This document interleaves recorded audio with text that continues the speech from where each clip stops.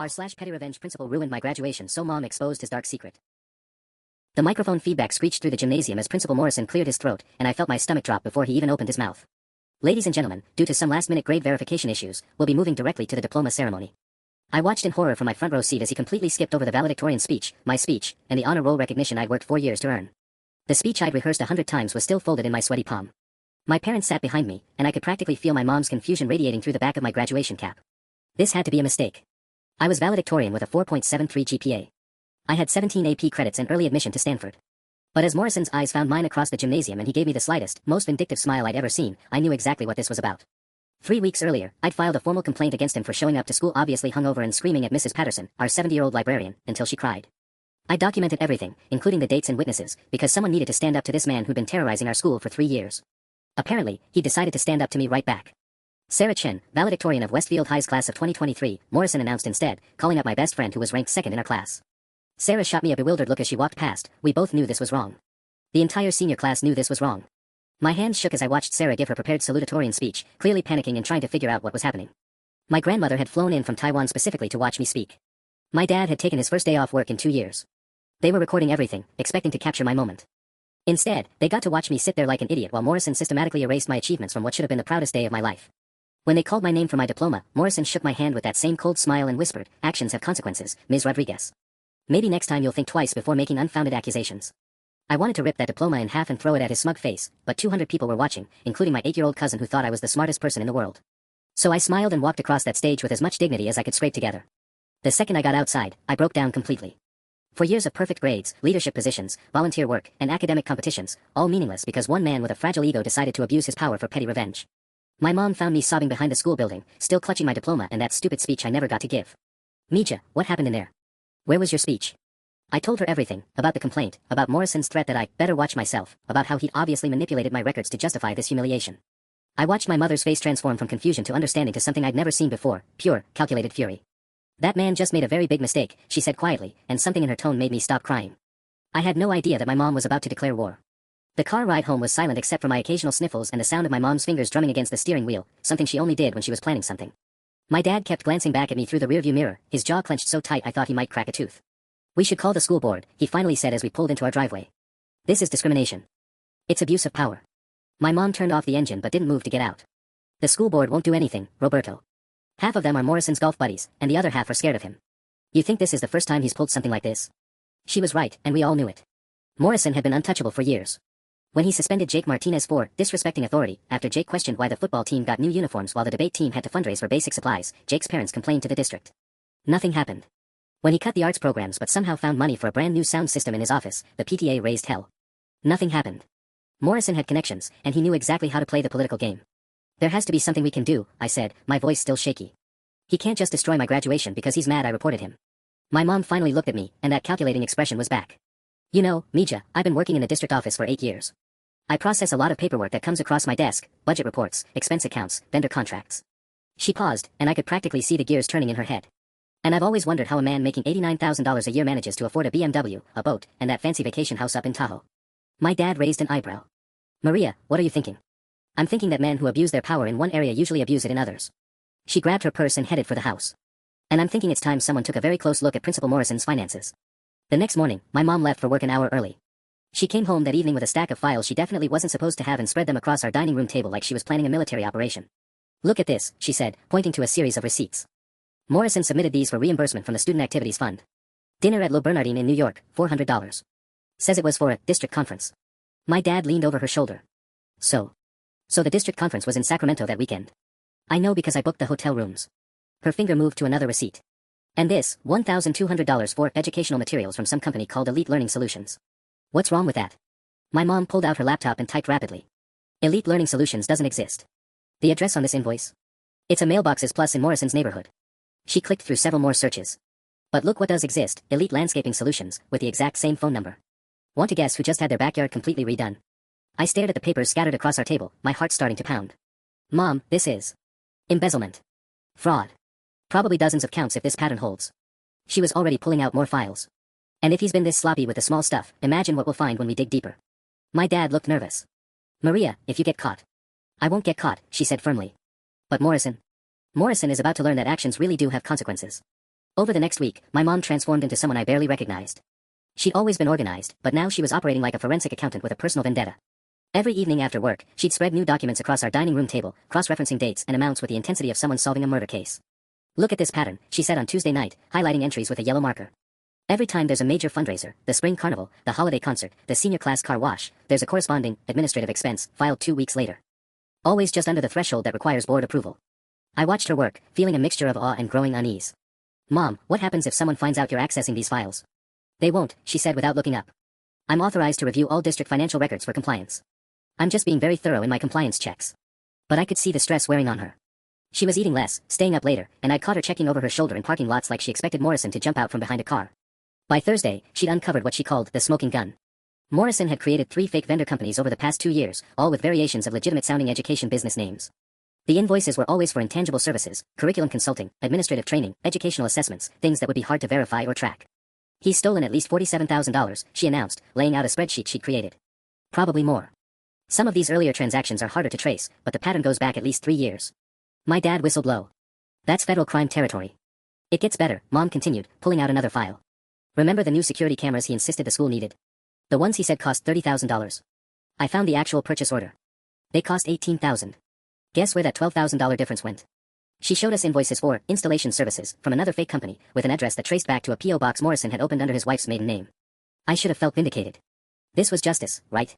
Morrison had humiliated me, stolen my graduation moment, and now we had proof he was a criminal. But something cold was settling in my stomach.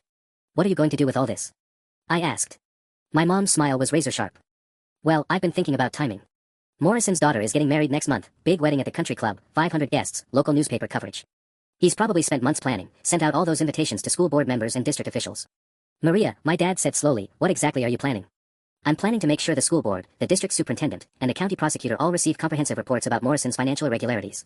Anonymous reports, of course, with all the supporting documentation." "When?" I whispered, though I already knew. "The morning of his daughter's wedding." Her voice was perfectly calm, but her eyes were blazing. "Let him try to smile for wedding photos while the police are seizing his financial records. Let him explain to 500 guests why FBI agents are calling him during the reception." The room went silent except for the hum of our refrigerator. I stared at my mom, realizing that Morrison hadn't just messed with the wrong student, he'd messed with the wrong family. But as I looked at all those documents spread across our table, evidence of crimes that would destroy not just Morrison but potentially his wife, his daughter, his entire family, I felt something I hadn't expected. Doubt. "Mom," I said carefully, "his daughter didn't do anything wrong." Her hand stilled on the papers. "Neither did you, Mija. But that didn't stop him from ruining your graduation." The way she said it made me realize there was no going back. Morrison's fate was already sealed. The next few days felt like living with a ticking time bomb. My mom had become completely consumed with her investigation, staying up until 2 a.m. cross-referencing bank records and vendor databases. I'd find her at the kitchen table in the morning surrounded by empty coffee cups and highlighter-stained papers, looking like she hadn't slept at all. "I found the Cayman Islands account," she announced Friday morning, her eyes bloodshot but triumphant. "Morrison's been funneling money through a shell company registered to his brother-in-law. We're talking 6 figures now, not just the 47,000. My dad choked on his coffee. "Jesus, Maria. How deep does this go?" "Deep enough to put him away for 10 years minimum." She showed U.S. bank transfer records she'd somehow obtained. I didn't want to know how. "He's been doing this since before he even got to our school. I found similar patterns from his previous district." That's when it hit me, this wasn't just about my graduation anymore. This had become my mom's obsession, and she was taking bigger and bigger risks to feed it. Yesterday I'd seen her car parked outside Morrison's neighborhood at 7 p.m. When I asked what she was doing there, she claimed she was verifying property records. "Mom, you need to be careful," I said. "What if someone sees you? What if Morrison figures out what you're doing?" "He won't," she said, but there was something manic in her voice that scared me. Men like Morrison never think they can be outsmarted by a secretary. Except my mom wasn't just a secretary anymore. She'd transformed into something else entirely, a woman with nothing to lose and everything to prove. The breaking point came Saturday afternoon. I was at Sarah's house trying to pretend everything was normal when my phone exploded with texts from my younger brother Miguel. Mom's crying in the garage. Dad's yelling at someone on the phone. There's a cop car outside. My blood turned to ice. I made up an excuse to Sarah and drove home doing 20 over the speed limit, my mind racing through worst-case scenarios. Had Morrison figured out what Mom was doing? Had she been arrested for accessing confidential files? Had her investigation backfired spectacularly?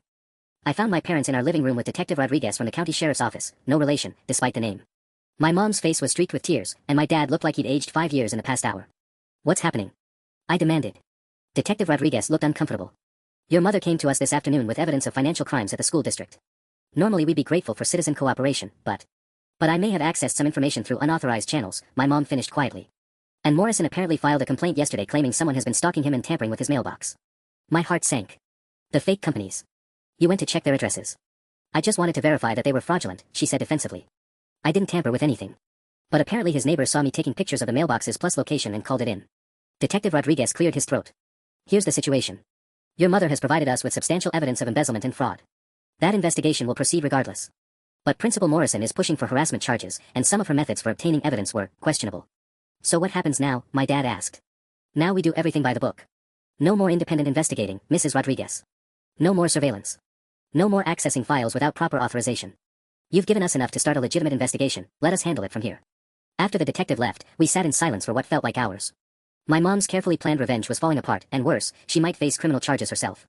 I'm sorry, Mija, she finally whispered. I just wanted to make him pay for what he did to you. But looking at my mother, this woman who'd risked her career and potentially her freedom because someone had hurt her daughter, I realized Morrison had made an even bigger mistake than I'd thought. He'd declared war on the wrong family. And this war was far from over. That night, I couldn't sleep. Every time I closed my eyes, I saw my mom's tear-streaked face and Detective Rodriguez's disappointed expression. Morrison had outmaneuvered us, turning my mother from the hunter into the hunted with a single phone call. The injustice of it burned in my chest like acid. At 3 a.m., I gave up on sleep and crept downstairs to find my mom at the kitchen table again, but this time she wasn't surrounded by financial documents. Instead, she was staring at her laptop screen, her face illuminated by the pale blue glow. Mom. You should be sleeping. She looked up, and I was shocked by how defeated she appeared. I can't stop thinking about it. All that evidence, and now it might be inadmissible because I bent some rules. Morrison gets away with stealing from children's education funds, and I'm the one who might lose my job. I sat down beside her and looked at her screen. She had Morrison's LinkedIn profile open, along with several news articles about the school district. What are you doing? Research, she said quietly. Legal research this time. If the detective won't let me investigate Morrison's finances anymore, then I need to find another angle. She clicked to a local news article from 2 years ago. Look at this. When Morrison first arrived at Westfield, he gave this big interview about fiscal responsibility and accountability in education. He specifically mentioned implementing new oversight procedures for fundraising events. I read over her shoulder. Morrison had been quoted extensively, talking about how the previous administration had been too casual with student activity funds and how he would personally ensure every dollar was accounted for. The hypocrisy is incredible, I muttered. It's more than hypocrisy. My mom clicked to another tab. I spent the evening going through public records, the kind anyone can access. Morrison's mortgage payments, his property taxes, his boat registration. Everything legal and above board. She pulled up a spreadsheet she created. His salary is public record. His wife works part-time at a dental office. I found her employment history through professional licensing databases. Their combined income shouldn't cover their lifestyle, not even close. But we already knew that. Yes, but now I have a timeline. She highlighted several entries. Look when their spending increased dramatically, right after major school fundraisers. The boat purchase was 3 weeks after the spring carnival that raised $23,000. The BMW lease started a month after the senior class raised money for new computers. I started to see where she was going with this. You're building a circumstantial case. Exactly. And there's something else. She opened another document. I've been reaching out to parents from Morrison's previous schools. Anonymously, through Facebook groups and parent networks. Just asking general questions about their experiences with him. And her smile was grim. Let's just say Westfield isn't the first place Morrison's had budget discrepancies. A mom from his last district told me they had a massive fundraiser for new playground equipment that mysteriously never got purchased. Another parent mentioned that technology fees kept going up but their computer lab never got updated. This was my mom's genius. She'd shifted from risky insider investigation to careful public research. Everything she was doing now was completely legal, but potentially just as damaging. The wedding is still 3 weeks away, she continued. Detective Rodriguez said they'd move forward with their investigation, but these things take time. Months, maybe years. Morrison will keep collecting his salary, keep stealing from kids, keep destroying anyone who stands up to him. So what's the new plan? My mom closed the laptop and looked at me with that calculating expression I'd grown to both admire and fear. The plan is patience, Mija. And making sure that when Morrison finally falls, he falls hard enough that he can never get back up. But something in her tone told me she wasn't planning to wait for the official investigation to run its course. The complications started small, but they came fast. Monday morning, I walked into school to find everyone staring at me with a mixture of pity and curiosity. By second period, I'd heard the whispers echoing through the hallways. Morrison's pressing charges against her mom, the whole family's going to jail, she's crazy if she thinks she can take down the principal. Apparently, Morrison wasn't content to let sleeping dogs lie. He'd spent the weekend making phone calls, and now half the school knew about the investigation. Worse, his version of events painted my mother as an unhinged stalker who'd fabricated evidence because her daughter was academically dishonest. I heard you never actually earned valedictorian, Ashley Martinez said loud enough for half the cafeteria to hear. My dad says Morrison had to correct some grade tampering before graduation. I wanted to scream. Morrison wasn't just covering his tracks, he was actively destroying our credibility, turning my academic achievements into questions and my mother's investigation into the ravings of a bitter parent. But the real gut punch came when Sarah found me after lunch. My dad wants me to stay away from you, she said quietly, not meeting my eyes. He's on the school board, and he says your mom's accusations are causing problems for the whole district. If this turns into a big scandal, it could affect funding, college recommendations. Sarah, you know Morrison's lying. You were there at graduation. You know I should have been valedictorian. I know, she said miserably. But my dad says it doesn't matter what I know. It matters what I can prove, and right now it's just your word against Morrison's. Watching my best friend walk away felt like losing graduation all over again. Morrison was isolating us, making sure anyone who might support us was too scared or too invested in the status quo to get involved. That evening, Mom came home looking shell-shocked. Morrison called a meeting with my supervisor, she announced, dropping her purse on the kitchen counter like it weighed 50 pounds. He's requesting that I be removed from any files related to his school. Says there's a conflict of interest and he's concerned about the integrity of district records. Dad looked up from his newspaper. Can he do that? He can request it. And my supervisor is spineless enough to probably approve it. She slumped into a chair. They're also reviewing my access privileges to make sure I haven't overstepped my authority. Translation, they're looking for reasons to fire me. The walls were closing in. Morrison wasn't just defending himself, he was going on the offensive, using his position and connections to systematically dismantle our lives. Every move we'd made, he was countering with something worse. There's something else, Mom continued reluctantly. Mrs. Patterson came to see me today. You know, the librarian you tried to defend? I nodded, remembering the incident that had started this whole mess. She wanted to warn me. Morrison's been asking staff members if they've noticed any unusual behavior from our family. He's building a case that you filed a false complaint as revenge for poor grades, and that I'm continuing the harassment because I can't accept my daughter's academic failures. But that's insane, I protested. I have the highest GPA in school history. Mom corrected grimly. He's claiming there were calculation errors, unauthorized grade changes. According to his new narrative, your true GPA was 4.31, good enough for honor roll, but not valedictorian. The room started spinning. Morrison wasn't just covering up his crimes, he was rewriting history, retroactively destroying 4 years of my academic achievements to justify his actions at graduation. He can't just change my grades, I whispered. He can if he claims they were wrong to begin with. And who's going to challenge him? The teachers who want to keep their jobs. The counselors who work at his discretion. Dad slammed his hand on the table. This is insane. There has to be someone who'll listen to reason. Mom laughed bitterly. Morrison's been planning this since the moment Detective Rodriguez walked out of here. He's 3 steps ahead of us, Roberto. While we've been gathering evidence, he's been gathering allies. But as I watched my parents' despair deepen, something crystallized in my mind.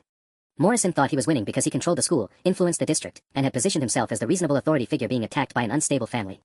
He was right about having advantages. But he'd made one crucial miscalculation. He'd assumed we'd keep playing by his rules. The first crack in Morrison's armor appeared where I least expected it, from his own arrogance. Wednesday afternoon, I was leaving school when I overheard him on his phone in the parking lot, standing next to his BMW like he owned the world.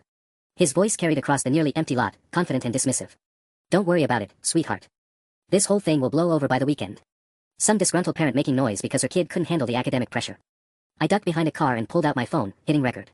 The investigation. Please. I've got 3 school board members playing golf with me this Saturday.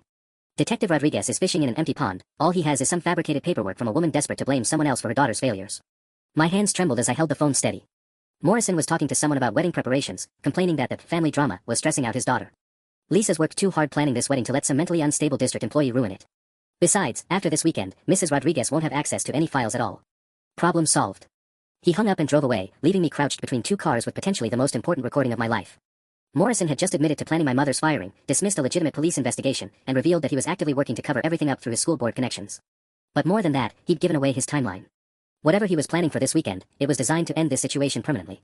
I raced home to find Mom in full crisis mode. She'd been officially suspended from work pending a review of her conduct, and our mailbox was stuffed with legal documents. Morrison's lawyer sent a cease and desist letter, she said, waving papers at me. I'm banned from school property, from contacting any district employees, from accessing any school-related information. If I violate it, he'll file for a restraining order. Mom, listen to this. I played the recording, watching her face transform from despair to blazing determination. That arrogant bastard, she whispered when it finished. He thinks he's untouchable. He also said something about this weekend ending everything. What do you think he meant? Mom was quiet for a long moment, her fingers drumming that familiar pattern against the table. The golf game. If he's got 3 school board members convinced that this is all fabricated, they'll pressure Detective Rodriguez to drop the investigation. They'll say it's affecting district morale, threatening the school's reputation. Can they do that? They can make it very difficult to continue. Especially if Morrison's lawyer starts claiming harassment and filing motions to suppress evidence. She stood up and began pacing. We need to move faster than I thought. What do you mean? I mean Morrison made a mistake giving me that timeline. He thinks he has until Monday to clean this up, but I still have contacts in the district office. People who owe me favors, who know I'm not crazy. She grabbed her phone and started scrolling through contacts. Detective Rodriguez said to let them handle it officially, but he never said anything about information that falls into their lap from other sources. Mom, what are you planning? Her smile reminded me of a shark scenting blood in the water. I'm planning to make sure that Detective Rodriguez gets an anonymous package Friday afternoon. Right before Morrison's weekend golf summit, but too late for him to do any damage control. What kind of package? The kind that contains public records, legally obtained financial documents, and testimony from parents at his previous schools who are suddenly very eager to share their experiences with Principal Morrison's fiscal management. I felt that familiar mix of admiration and unease. And what about the wedding? Mom's expression hardened. The wedding is Saturday afternoon. Detective Rodriguez will have 48 hours to review everything before then. If Morrison thinks he can destroy my career and my daughter's future without consequences, he's about to learn exactly how wrong he is. She was already pulling out her laptop, that manic energy returning. Morrison wanted to play hardball. Game on. But as I watched my mother dive back into her obsession, I couldn't shake the feeling that we were about to cross a line we couldn't uncross. Morrison's daughter was getting married in 3 days, and we were about to turn what should be the happiest day of her life into a nightmare. The question was, did he deserve it badly enough to justify what we were about to do to his family? Looking at my mother's determined face, I realized that question had already been answered. The anonymous package was supposed to be foolproof. Mom had spent Thursday night assembling everything with surgical precision, public financial records, parent testimonials, timeline analyses, all legally obtained and carefully documented. No fingerprints, no return address, delivered through a courier service with cash payment. Detective Rodriguez should have received it Friday at 3 p.m., giving him the weekend to review everything before Morrison's golf game on Sunday could do any damage. Instead, I got a text from Miguel at 2:47 p.m. that made my blood freeze. Mom's boss is here with security. They're going through her computer. I left school immediately, driving home with my heart hammering against my ribs. The scene in our driveway confirmed my worst fears: 2 district security vehicles and Detective Rodriguez's unmarked car parked outside our house like we were running a criminal enterprise. Inside, I found Mom sitting at our kitchen table across from her supervisor, Mr. Hendricks, Detective Rodriguez, and a woman in a business suit I didn't recognize. What's happening? I demanded. Detective Rodriguez looked uncomfortable. Your mother's package was intercepted by district security before it reached our office. Apparently, Principal Morrison has been monitoring all deliveries to the police station related to the investigation. How is that legal? The woman in the suit spoke up. I'm Janet Williams, District Legal Counsel. The package contained confidential employee information and proprietary financial data that Mrs. Rodriguez had no authorization to access. We're treating this as a serious breach of district security protocols. Mom's voice was deadly quiet. Everything in that package was public record or voluntarily provided by witnesses. The compilation and analysis of that information using your district access credentials constitutes unauthorized use of confidential systems, Williams replied smoothly. We also have evidence that you've been contacting former employees and parents under false pretenses, gathering information for what appears to be a coordinated harassment campaign. My stomach dropped. Morrison hadn't just been playing defense, he'd been building a countercase this entire time, documenting Mom's every move and turning her investigation into criminal activity. Detective Rodriguez cleared his throat. Mrs. Rodriguez, you're not under arrest, but I strongly recommend you contact an attorney. The district is considering filing charges for computer fraud and harassment. And pending those potential charges, Hendricks added, your employment with the district is terminated effective immediately. Security will escort you to collect your personal belongings Monday morning.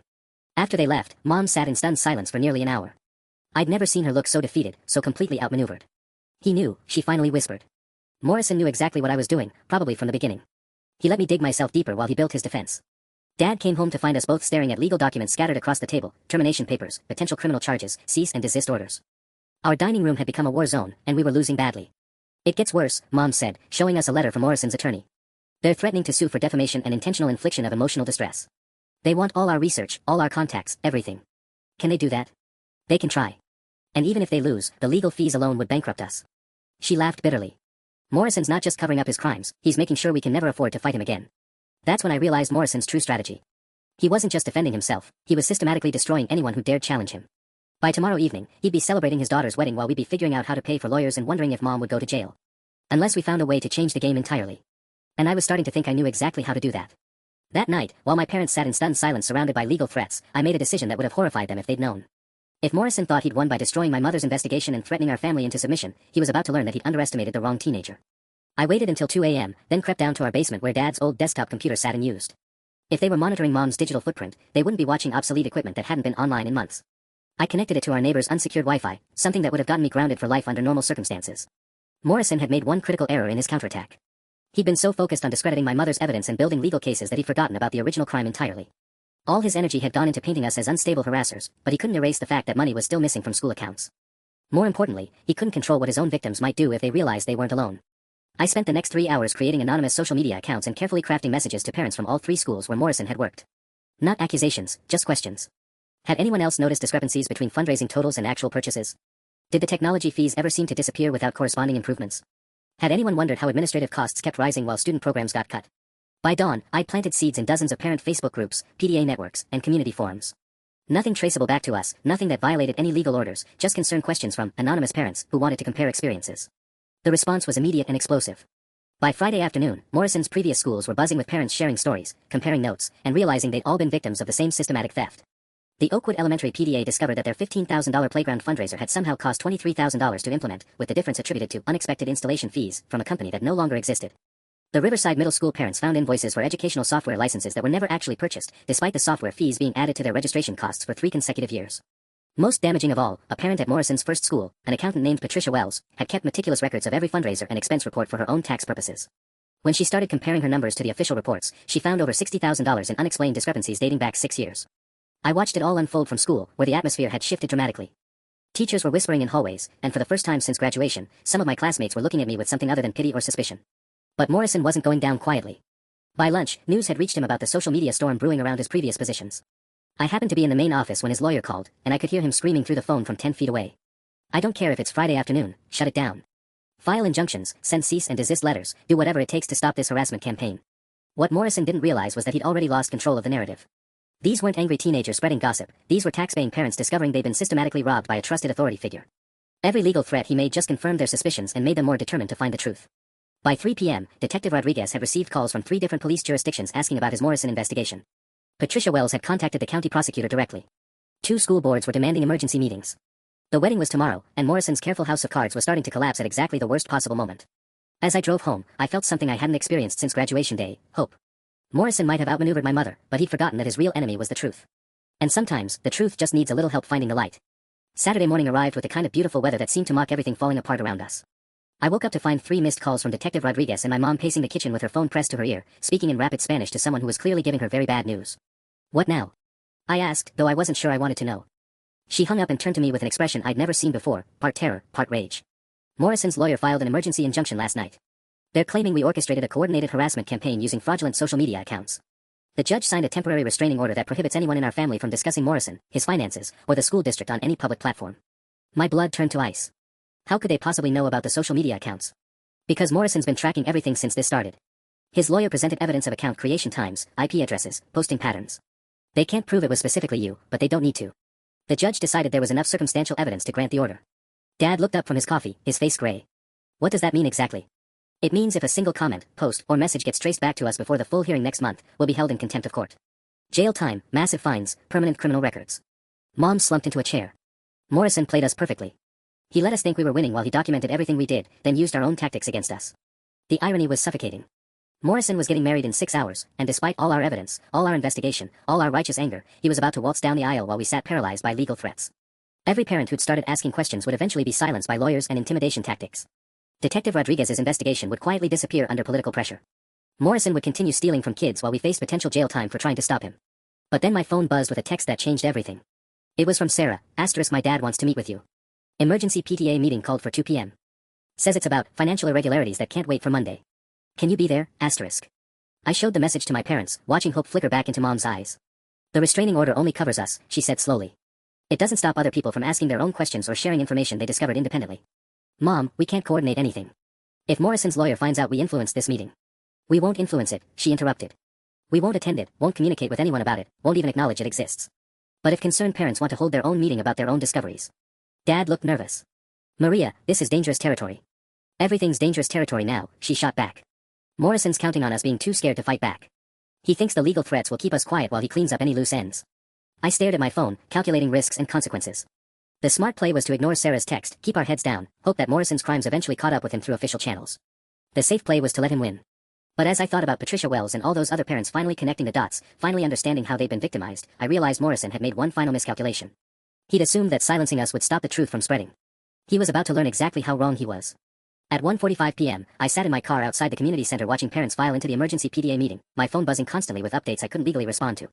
The restraining order felt like invisible chains, keeping me trapped while everything I'd set in motion played out without me. Sarah's dad, Dr. Martinez, had apparently spent his Friday night making phone calls after Patricia Wells contacted him directly. By Saturday morning, he'd connected with parents from all 3 of Morrison's previous schools, and what they discovered was even worse than my mother's investigation had revealed. I watched Mrs. Chen, Sarah's mom, walk into the building carrying a box of documents, followed by 3 people I didn't recognize who must have driven down from Morrison's former districts. My phone buzzed again with a text from an unknown number, *, your principal stole my daughter's wheelchair fund. Thank you for helping us find each other, *. The weight of that message hit me like a physical blow.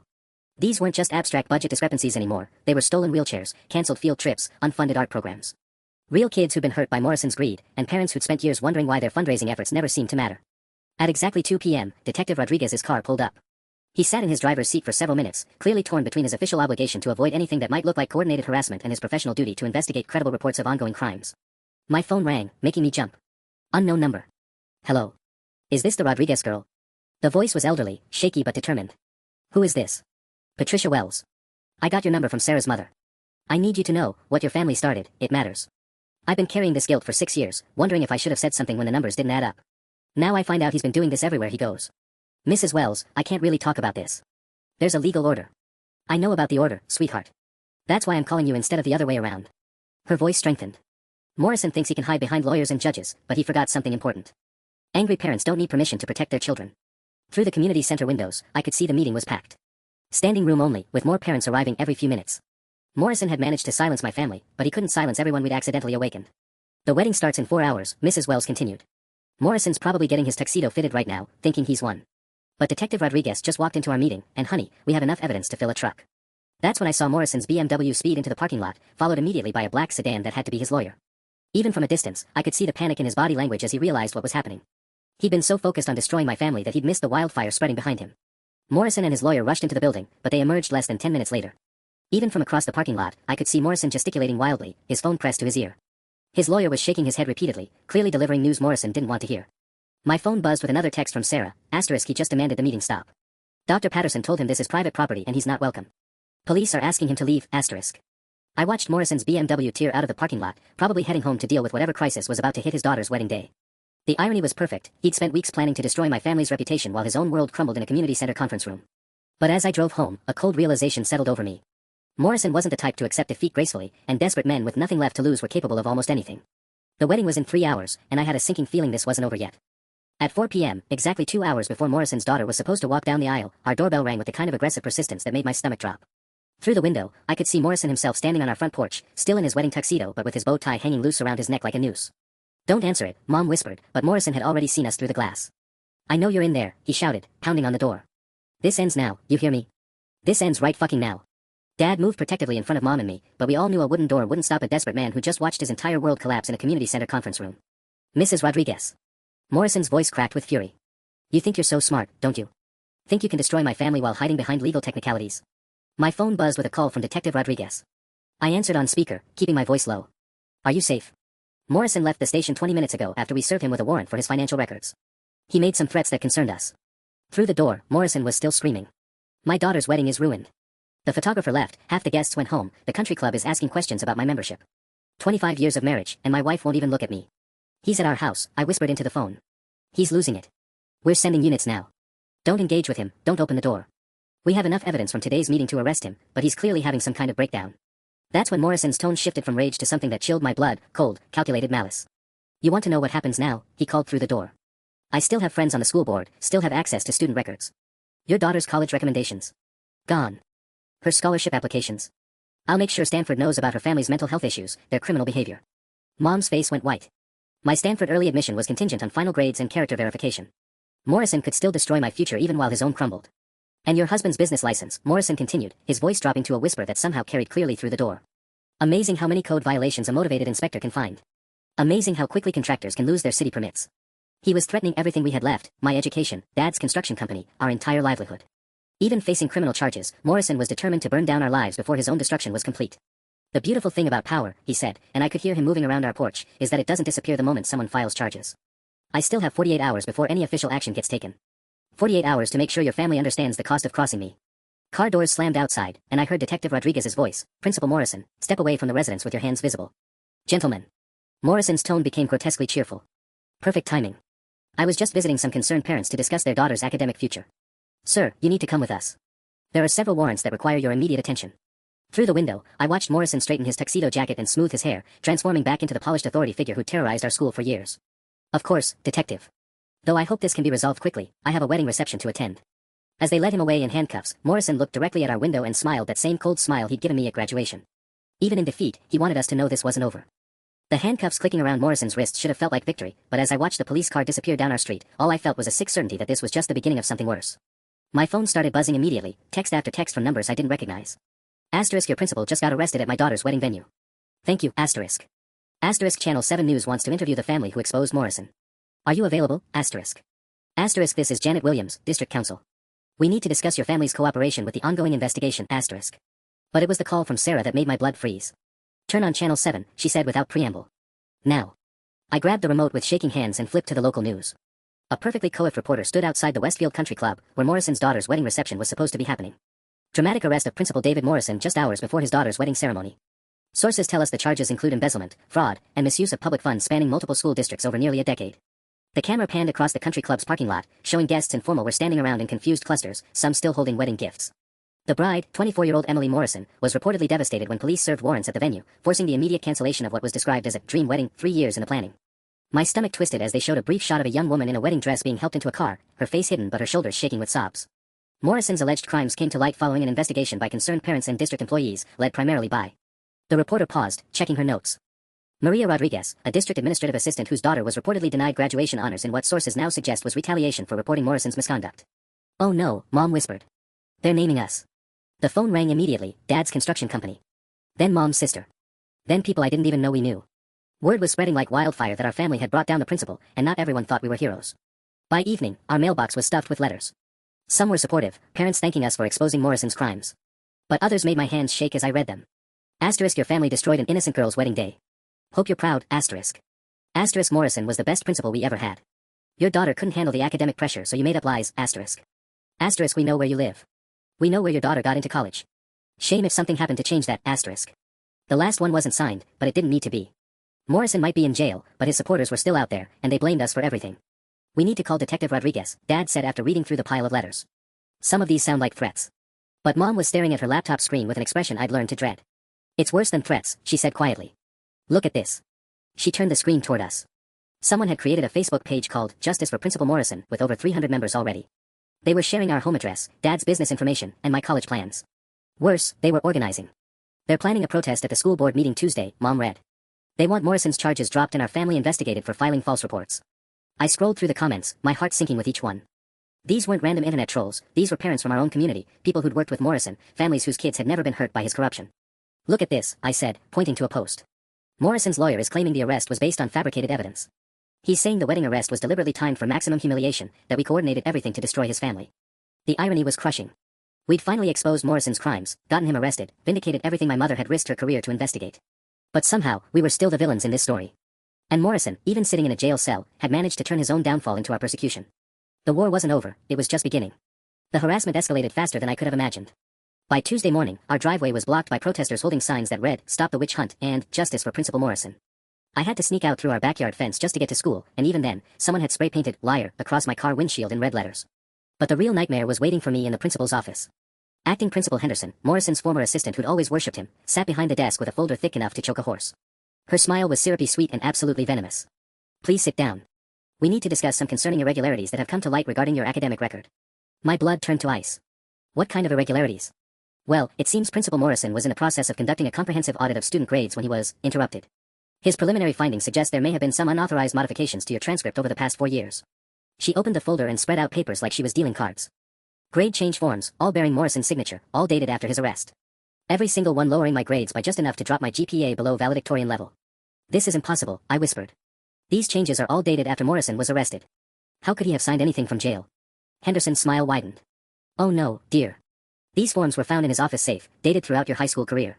It appears Principal Morrison discovered academic dishonesty early on but was trying to handle it discreetly, giving you opportunities to improve your performance naturally." The audacity was breathtaking. Morrison's supporters weren't just defending him, they were continuing his revenge from inside the system, using his absence to retroactively justify everything he'd done to me. According to these records, Henderson continued, "Your true cumulative GPA is 4.12, certainly admirable, but not sufficient for valedictorian status. We'll need to notify Stanford immediately about the correction." "You can't do this," I said, my voice cracking. "Those forms are obviously fabricated. Morrison never conducted any audit, he was too busy stealing money from student activities." Henderson's expression turned cold. "I would be very careful about making such accusations, young lady. Principal Morrison is facing enough persecution without additional harassment from vindictive students and their families." That's when it hit me, this wasn't just about protecting Morrison's reputation. This was about protecting the entire system that had enabled him. If Morrison was guilty, then everyone who'd supported him, overlooked the warning signs, or benefited from his leadership was complicit. Henderson couldn't afford for Morrison to be the villain, because that would make her the accomplice. "We'll be sending Stanford a corrected transcript by Friday," she announced, closing the folder. "Of course, if you'd like to challenge these findings, you're welcome to request an independent review. Though I should mention that process typically takes 6 to 8 months. Long enough to destroy my early admission and any chance of starting college in the fall. Morrison had found a way to ruin my future even from a jail cell, using the very system he'd corrupted to cover his tracks. I stumbled out of that office knowing that beating Morrison hadn't been enough, we'd have to dismantle the entire network of people protecting him. And they weren't going down without taking us with them. My phone buzzed with a text from Mom, *emergency. Come home now, *. As I raced through the hallways past protesters and supporters alike, I realized our victory over Morrison had only revealed how deep the corruption really went. And we were about to find out just how dirty they were willing to fight. I burst through our front door to find Mom on the phone with someone, her voice steadier than I'd heard it in weeks. "Yes, I understand the timeline," she was saying. "Thursday morning works perfectly. She hung up and turned to me with an expression I couldn't read, part relief, part grim satisfaction. That was Detective Rodriguez. The FBI is taking over Morrison's case. Apparently, stealing from multiple school districts across state lines makes it federal territory. Her smile was razor sharp. And they're very interested in Henderson's suddenly discovered evidence against you. What do you mean? Dad emerged from the kitchen carrying his laptop. Show her the security footage. Mom pulled up a video file on her phone. Remember when I said I still had friends in the district office? Well, Janet Williams might be Morrison's lawyer during business hours, but she's also a mother who's tired of watching corrupt administrators destroy kids' futures. The footage showed Henderson in Morrison's office at 11 p.m. Monday night, 3 days after his arrest. She was clearly filling out forms, backdating them, and placing them in Morrison's desk safe, the same historical documents she'd shown me that morning. Williams pulled the security footage before Henderson could delete it. Turns out fabricating academic records is also a federal crime when it's done to cover up existing federal crimes. My knees gave out as the magnitude hit me. They were trying to frame me for academic dishonesty to discredit our entire case. Were, Dad emphasized. Past tense. Because Henderson just made the mistake of documenting her own crimes while federal agents were already building their case. The next few hours felt like watching dominoes fall in fast forward. Detective Rodriguez arrived with federal agents who arrested Henderson at school in front of the same protesters who'd been defending Morrison. The Justice for Principal Morrison Facebook page suddenly went quiet as members realized they'd been supporting a federal criminal. But the moment that felt like true victory came Thursday afternoon. I was called into the new acting principal's office, Dr. Martinez, Sarah's father, who'd been emergency appointed by a very embarrassed school board. He stood up when I entered, extending his hand formally. On behalf of Westfield High School, I want to apologize for the injustices you've suffered. Your valedictorian status has been fully restored, your original transcript has been sent to Stanford with a letter explaining the situation, and the school board has voted to name you this year's outstanding graduate for your courage in exposing institutional corruption. He gestured to a small podium that had been set up in the office. We'd also like to offer you the opportunity to deliver the valedictorian speech you wrote. We'll be holding a special ceremony this Sunday for any graduate who wants to attend.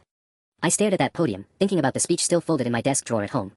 The speech I'd written about integrity, perseverance, and standing up for what's right. I'd thought those words were lost forever, just like everything else Morrison had tried to take from me. There's something else, Dr. Martinez added. The district is establishing a scholarship fund using the recovered money from Morrison's embezzlement. It'll be called the Maria Rodriguez Ethics in Education Scholarship, honoring your mother's dedication to protecting students. Mom started crying, the good kind of tears, finally. Sunday afternoon, I stood at that podium in front of my classmates, my family, and a community that had learned the hard way about the cost of staying silent. As I unfolded my speech and looked out at faces that now held respect instead of pity, I realized Morrison had given me something he never intended. He taught me that sometimes the right thing and the easy thing are completely different. And sometimes, choosing the right thing means accepting that victory looks different than you expected. The applause when I finished felt like justice. Finally.